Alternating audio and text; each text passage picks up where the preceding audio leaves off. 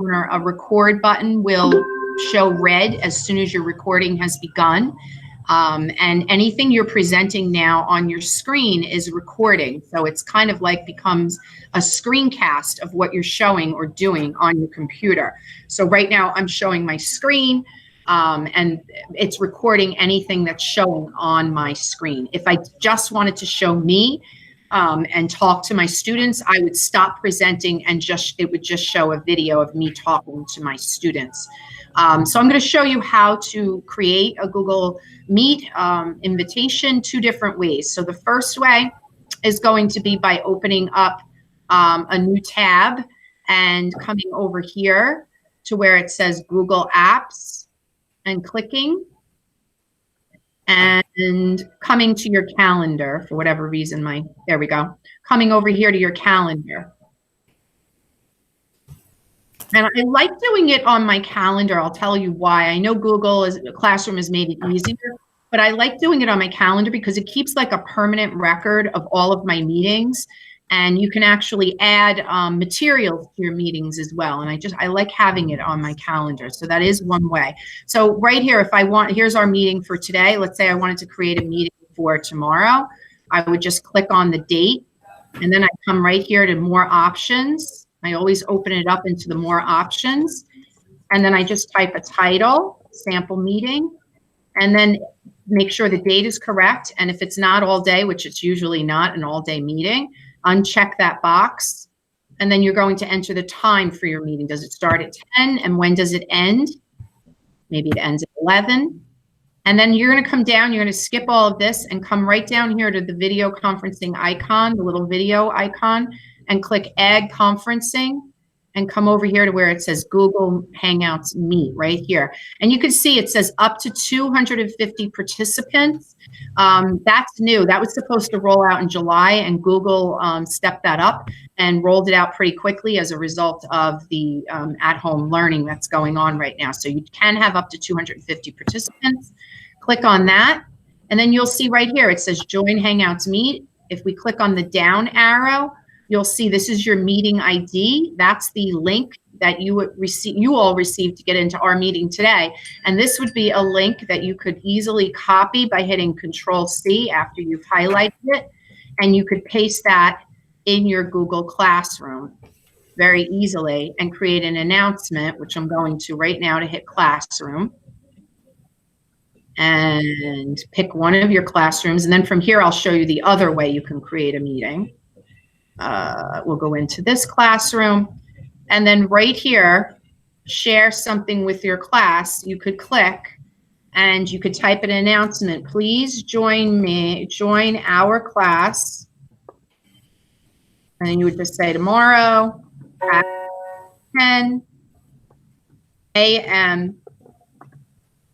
for show and tell, let's say. I heard somebody did show and tell. Click the link below to join. And then you would add down here where it says add, and you would click on link because it's a link, and then you would Control-V and paste that link. And there's your class video meeting, and then you can post it. If you had multiple classes, you could select this down arrow and select all of your classrooms that you want to attend that meeting. If you only wanted to, I know some of you teach special groups of students and maybe you don't want to meet with every student at once. I know somebody was doing reading conferences. You could customize this right here by clicking on the All Students drop down, uncheck All Students, and just check whoever you want to come to your meeting and get the invite and the link, and then hit post. And it would only appear in these 5 students stream. The other students would not see it. And that's a really good way to keep other students who you don't necessarily want in a meeting out of a meeting by creating your own custom link, putting a time for it, and then only sending the invite. And then you could follow up with an email to those students as well with the link. But they would be the only ones that would see it in their Google Classroom stream. And then you would simply hit post if that was the case. The other way you can do your link is, let me just see here, let me discard. Let me come over here. It's not showing up in this one. Let me see here. Let me go to my other classroom right here. Okay, so you'll see the link here. I'm going to show you how to get it to show up here. Many of you probably don't have it. So we'll go to a random classroom. So if you would like to have a link right at the top of your Google Classroom so that students can join, and you can just pretty much click here and say, class, we're going to meet on our class Google Meet. Live video conferencing today. Please join me at 10 o'clock. They're going to have a permanent link here. You need to come up here to your settings icon, which is your gear. Click, and you would come down here, and it says Meet. Classroom now supports Meet. And click on Generate Meet Link. You only have to do that one time. And then you have a permanent Meet link that's going to be connected with your Google Classroom. So I have to hit save. If you want it to be visible to all students, you would leave it there. Otherwise, if you didn't want students to see it, you could toggle it off. And what would be a reason for doing that? Well, you would only post the link when you want students to kind of go there, and you would give them that link. If the link is visible to all students, then it means that they'll always have access to that Meet link, and they can kind of enter in and out of that link at any time. Doesn't mean anybody's going to be there, but they do have access to that Google Meet kind of classroom, so to speak, at any time. So if you want to you can click save. And then you'll see now this classroom has the Meet link right at the top and underneath the description of the class and underneath the class code. So if you wanted to have a meeting with them, you would just tell them the day and the time. Students would come to your classroom, click on that Meet link at that time, and they would be able to join your Google meeting. That's pretty much the two easiest ways to create a Google Meet. The next thing I really want to talk about is getting to see all of your students. We had this discussion on Friday, and we were looking, Google doesn't have the ability to really see more than like maybe 4 or 6 people at a time because of the little windows over here. You can come down here and go under View Options, your 3 dots, and click on Change Layout. And if you wanted to do a tiled view, you can see a few people. If you wanted to change it to a sidebar view, you get a few more views of people on the side here, but you're not seeing everybody. So somebody was smart and they created something called an extension, and you have to install that extension to be able to see everybody in almost like a Hollywood Squares or Brady Bunch type style. So I'm going to show you how to do it. It's called Google Meets Grid View. And you would come over here to a new browser and you would type in the Chrome and visit the Chrome web store. And once you get into the store, you would just search for Google Meet Grid. And you'll see, let's see what comes up. And we tried the first one on Friday. It didn't really work that well. The second one is the one that works better, the one with the 9 squares. You hit Add to Chrome right here, the blue button. And then you say Add Extension, you accept. And you give it a moment, and then it comes up in here. Now, I'm not sure that it'll show up in my Hangout call right now because I am in a Hangout call. I might have to jump in and jump out. So I'm going to sign in and sign out for a second, just so you know. I'll be right back so that you can see the extension, which will appear to the left of this people icon. So just give me 1 second. Okay, can everybody see the 9 button square right here now on my screen? Okay. Yes. All right, so that appeared because I added this extension, the extension I just showed you from the Google Chrome Web Store. And that allows you now, I see pretty much everybody in the meeting. I have 4 rows, and now I can see all of the participants at one time. If your students also want to see the participants in your Google Meet, like if you want them to see all of their classmates in one large grid like this, they too would have to add this extension. They would go to the Google Chrome. Yeah, you're going to add it, but that does not add it for everybody that you're communicating with. Everybody who's in their Google Chrome browser will have to go to that Chrome Web Store right over here and click on, type in Google Meet Grid View and click on Add to Chrome. It takes a second. Some of the features when you hover over this 9-box little square thing here is you can only show participants with video if you want. And if I click, those of you can see, everybody can see my screen. It should take away people who aren't transmitting video. Let me click here again. And then it adds some more people. Highlight speakers. So right now I have a green box around me because I'm the one speaking. So that's a kind of neat feature. You can include yourself in the grid or not include yourself in the grid. If you don't want to include yourself, it will exclude you. I'm going to go back to grid view. To go back and forth between grid view and the other view that you may have chosen, you just click on this and it will take you back and forth between the two views. It's pretty cool like that. You can include yourself in the grid. Here we go. It takes a minute to kind of catch up. And you can enable grid view by default, which I have. So that means whenever you activate this, it just automatically puts you into the grid view. So, sorry.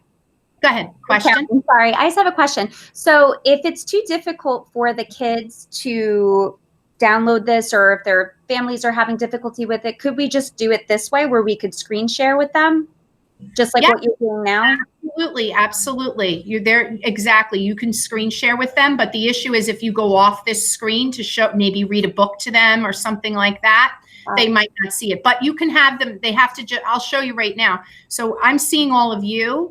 If I come, can everybody see the tab up here that says Meet at the top of my screen? If you click up here on left click and drag over, okay, so now I have you on my left side over here. Okay, I've dragged you over here. And on my right side, sorry, on my left side, I'm going to click a window that maybe I want to show students. So if you can show them how to do that, right? Simply dragging the side with everybody on one side over here. And then I can make you a little bit smaller. It'll adjust. I still see everybody. And then if you bring up your, whatever that book is, maybe you're going in Epic Books, I don't even know, Raz Kids, whatever program you use, you can bring that up on the other side. So now they're seeing their classmates on one side and they're seeing maybe the book that you're sharing with them or the video or whatever material that you might want to share with them on the other side. So can everybody see this on my screen, the two sides? You can always make the window a little bit smaller, right? So that you're getting a little bit bigger over here and a little bit smaller with the view over here. It won't allow you to go super small, but it's pretty good. You should be able to see like a whole book or whatever is over here. If you wanted to, if it wasn't working, like where you couldn't see the whole picture for some reason, you could come up here in your browser to these three dots and adjust the zoom settings. So I'm zooming out now down to like 67 so you can see more of the window. And you can go back up to the 100 here. All right, so you can kind of play around with that if you're trying. I know I had a teacher a week or so ago who was doing reading conferences. She had a Mac, so it was a little bit different in getting the windows to realign, but she was able to do it where she had her on the one side and the student here, and on this side she had the book that she wanted to have them reading to her, and she was monitoring, I guess, their reading and their fluency. So you can definitely do that. So yeah, you can do it that way. This way the students don't even have to download the extension. That is a good idea. What else did I want to tell you about? Some other things. So we talked about the recording down here. We talked about the layout. You can have students, remind students that if they would like, they can turn on and off captions so that they can get a visual of what is being said. We have some students who have some hearing issues in our school, and this might be helpful to them to have this word by word kind of transcript coming across at the bottom of a screen. So that could definitely be helpful. And that's under the turn on and turn off captions feature by the three dots. You can have them toggle it. You can toggle it on your end as well. So I'm going to turn them off. Other things that I want to show you. Let's see, turn on captions, settings, use a phone. I do not recommend using a phone for audio unless you're only doing an audio call-in. But if you're using video, definitely just use the speakers from your computer. Otherwise, if you have a phone and computer going, you can have interference. You will have to remember to mute your speakers on your computer. Otherwise, you'll have that kind of like really loud, annoying, ring, echoey kind of interference sound that comes on calls sometimes. Let me go back to the calendar over here because I did want to show you how to finish out your calendar invitation. I think we partially started it. We didn't really finish it. Let's just make sure that it's 100%.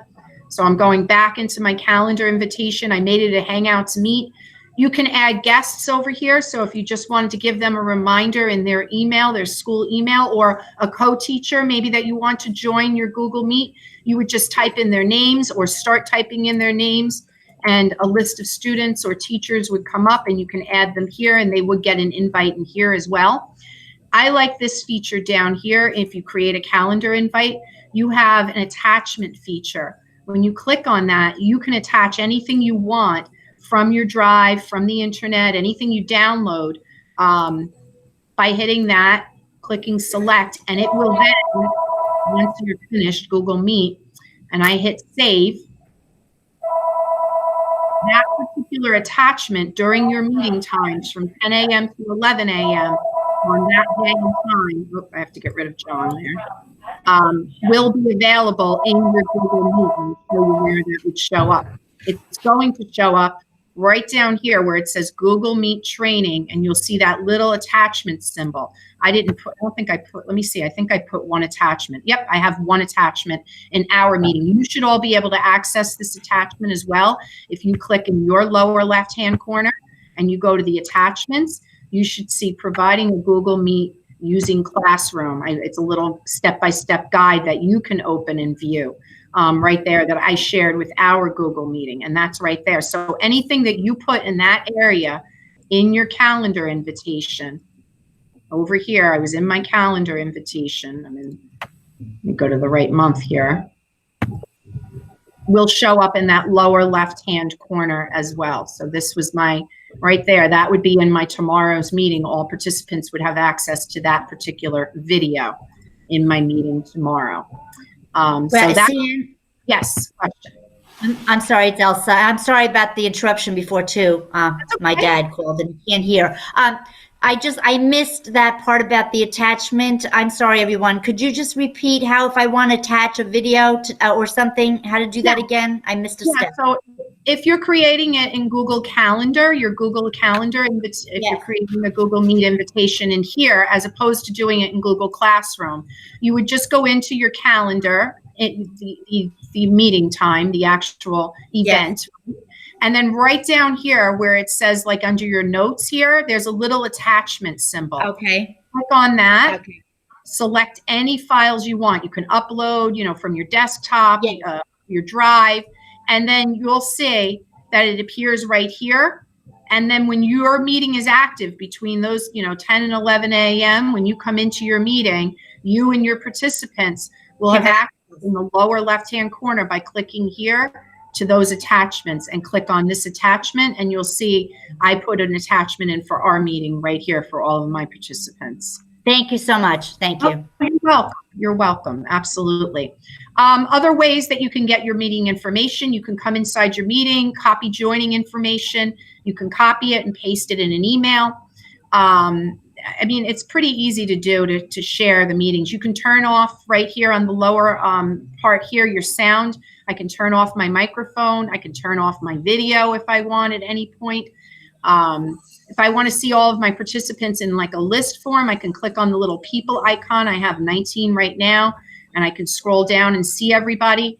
And let's say I had the question last week. Let's say somebody joins that's not supposed to join, and you want to get rid of them from your meeting. Somebody joined, and you told them, you said, this isn't your time for reading, and you need to remove them from the meeting. You would click on this little people icon up here, and then on the down arrow next to that name, you would click on the minus sign, and you'll see if I hover over it, it says remove, and you would click on that, and that person would be exited from your meeting. You can also mute people here as well, right over here by clicking on their little mute thing and then unmuting or muting them. Now, some of you have muted your own microphones, so that's fine, but you can mute people as well. Let me see what else I want to talk about. Google Classroom, I spoke about that. Does anyone have any questions about the recording? Oh, I see a question from Arlene. What's your question? Okay, so is there a way that we can mute all of the students at one, or you have to go person by person? You might want to mute. To mute, you have to, next to the person's thumbnail, hover over. It doesn't look like you can mute everybody at once in this. You pretty much have to hover over.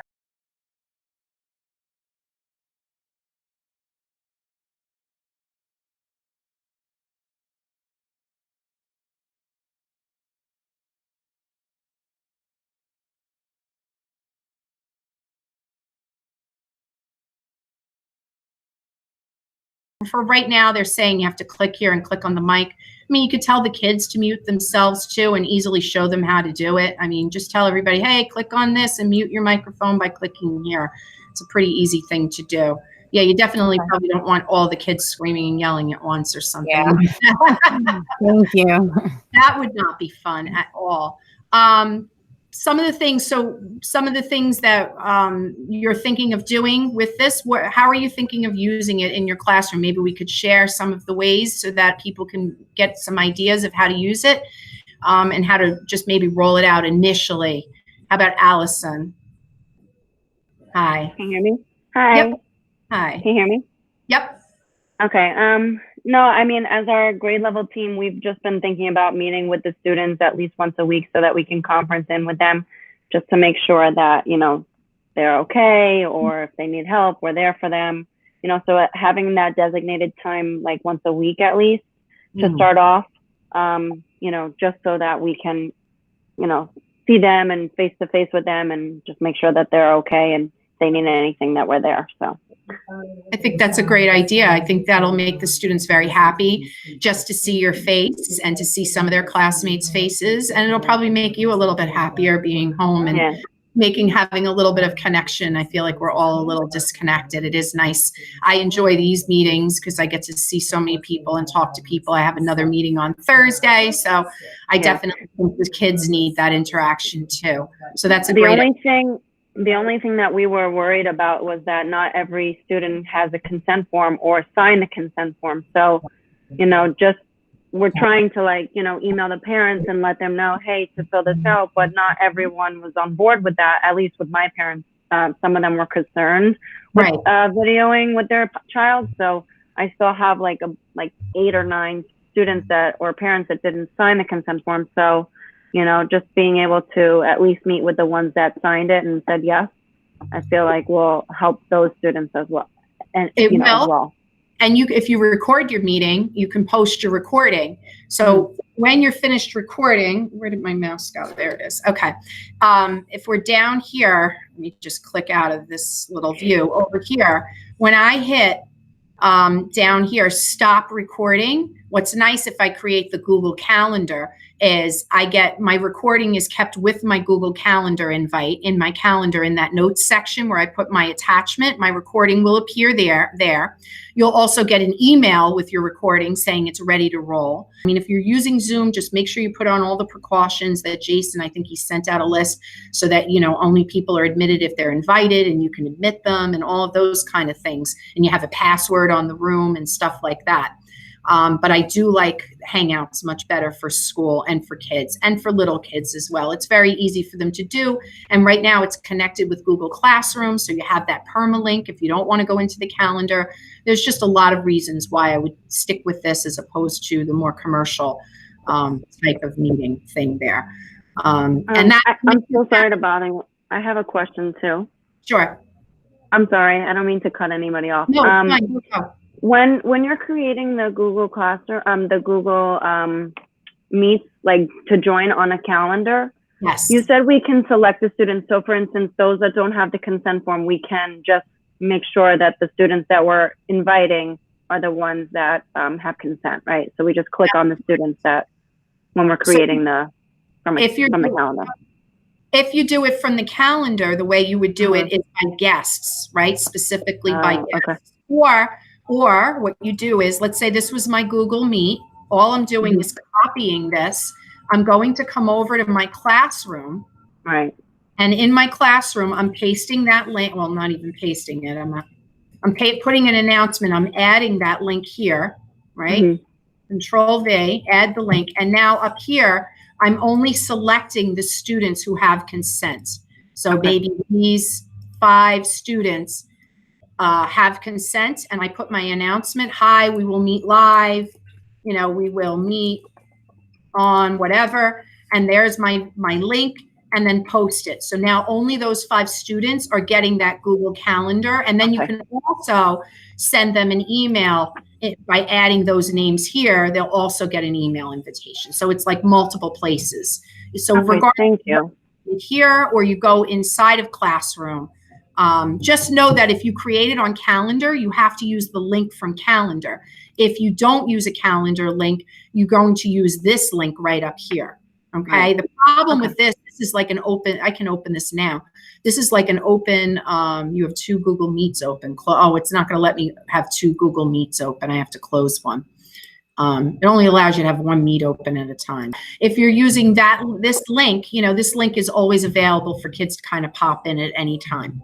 The other one is a little more private of a link because they're only going to know about that link only when you send it to them, if that makes sense to you. Mm-hmm. All right, thank you. Sure. Other questions that you have, or let's hear about some other ways that some other people are planning to use this in their classrooms. I could go alphabetically, or we can just follow. Go ahead, Carolyn. Sorry, I did just have an extra question. Sure. In terms of recording, yes. I'm assuming that and correct me if I'm wrong, I'm assuming that when we're doing recording, it means that we're recording ourselves. Like when you click the record button, like right now we're all in here and you could see everybody. So this is exactly what is being recorded. But I'm just concerned about the consent form. I don't know exactly, I'd have to go back and reread it, but I know it was consent for audio and video, but was there anything on there about recording? I'll have to look at that. There is another form that kids or parents have to fill out in Genesis, I think even prior to this. Okay. Let me just go in here and see if I can see some, I guess my worry is that, okay, let's say I practice something with recording and then I could post it. But then if there's other students that are in there and a parent says, oh my gosh, I didn't know you were recording, and then I get in trouble. Like I'm very recording with the student. Let me just see here. Under this forms here. Here's forms. These are the ones. So there's a photo name release. That's the one that kind of covers what you're talking about. By typing my name, I give permission to have my child's name used in any form of media. By typing my name, I grant permission to have my child's photo image used in any form of media. So this form, everybody has to fill out at the beginning of the year. I know at the middle and high school. I'm pretty sure they have to do it at elementary as well. You could get a report of this form, and if they have consent for this, that covers the video that you're talking about that we're doing right now, the recording of that, if that makes sense to you. Yeah, no, that makes sense. I just wanted to make sure with the recording aspect of it. Yeah, that's what this is here. That's, video conferencing thing there. You're not posting it. You also have to remember, you're also not posting it publicly. If you're posting it in Google, Classroom, it's a little more private. It is in the classroom. And it is, with your class, as your class has access. You're not putting it out and on YouTube, as a video or anything like that. So that is an option as well. You can, here's the third, like say you just wanted to show your kids in here, and then you're going to be showing your screen most of the time, right? And you're not really, you're not going to have a view of this the whole time when you're doing your demo. You could cut out the part using some kind of video editing. YouTube has a built-in video editor. I use WeVideo. They also are offering free services right now because of the coronavirus. Very easy to use. I can show you. It's WeVideo. We have an account. We pay for it at the middle school. We've had it for a long time, but you use Google to log in, and it's really fun to use, and it's really, really easy to use. And I make all of my videos that I share with teachers in here as well. But basically you just click that you want to make a video, and you start editing your video, and you come right over here to My Media and you import. So you could import that video that was recorded. If I hit browse, if I recorded it and it's on my desktop, if it's on my drive, which is where it is saved, that video, you can click here and search for the name of that video and literally just bring it in to here, and you can cut.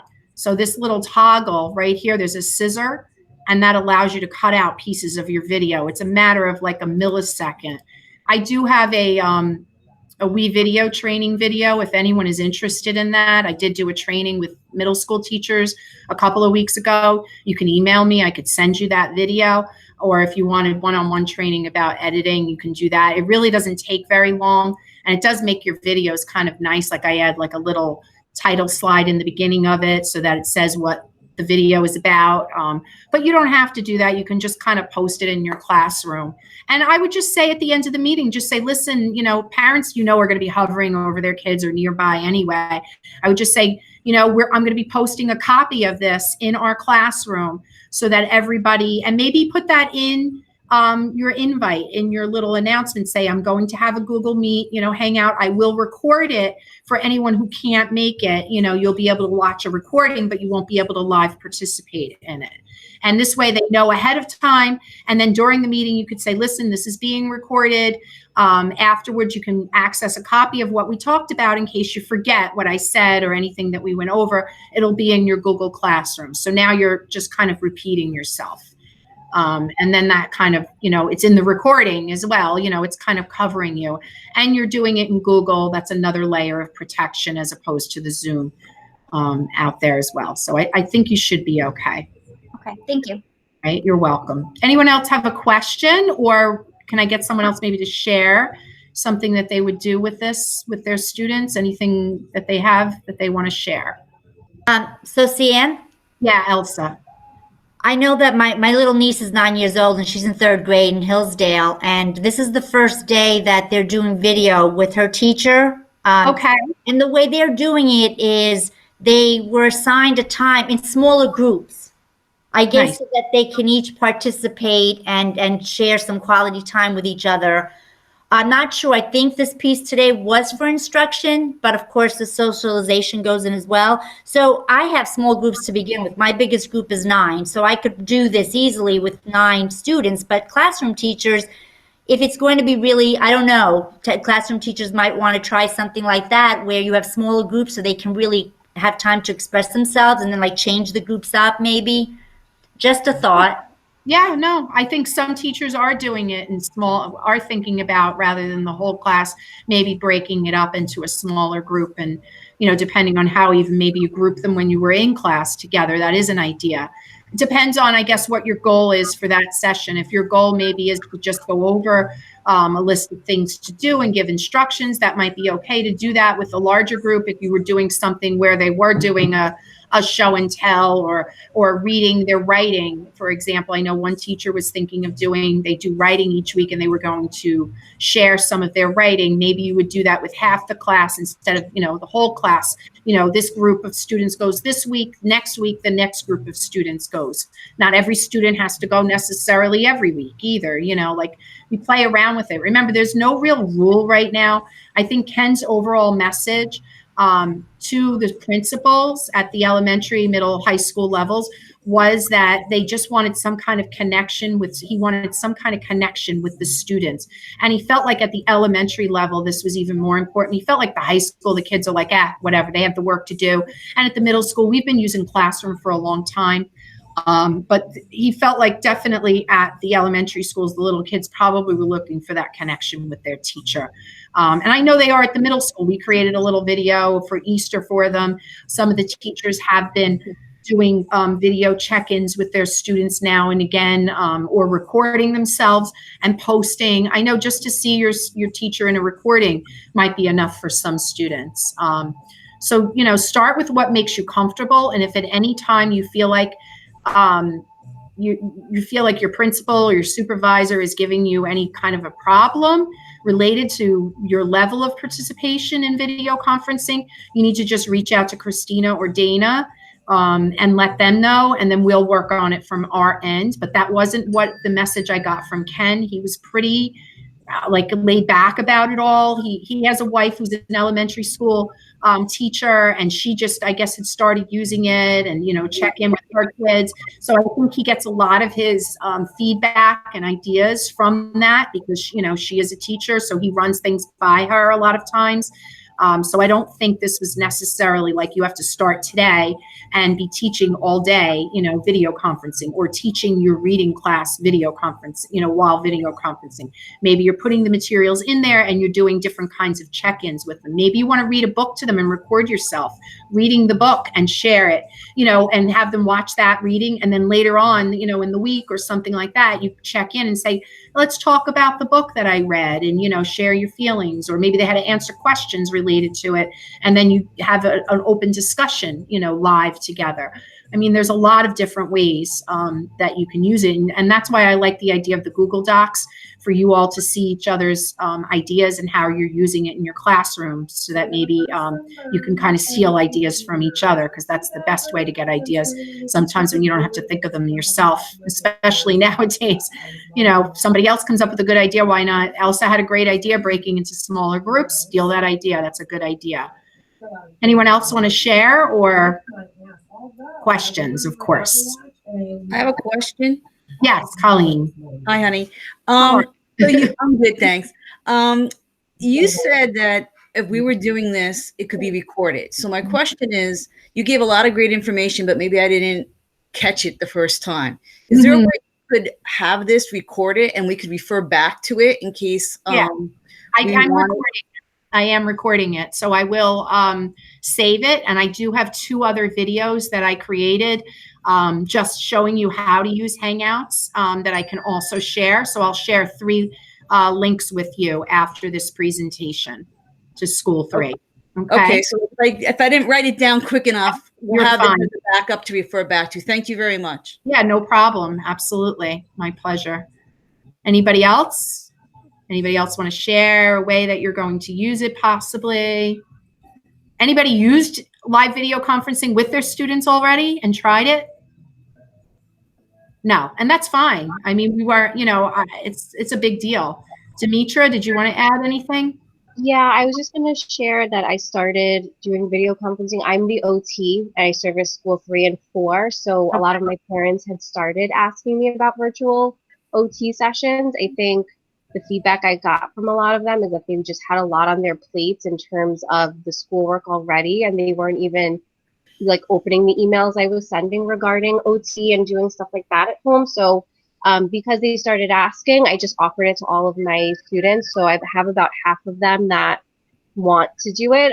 So like I said, I started the week before spring break, and I think for a lot of the students, I got the feedback from the parents afterwards that they were so happy to see me and to see some of the other kids, because I did do groups. So I'm just trying to do as much as I can from home, and they seem to really like it. And some of them are like, oh, it's over already. I think it's just some normalcy for them. So it has been really nice to see them and do this. All right. Well, I'm going to save a copy of this. As I said, my recording, when you are done recording, you would essentially come over here to the lower right-hand corner, and you would click on your 3 dots, and it would scroll up, and you would hit stop recording. A box would come up, and you would say stop, to kind of leave all of my students to leave.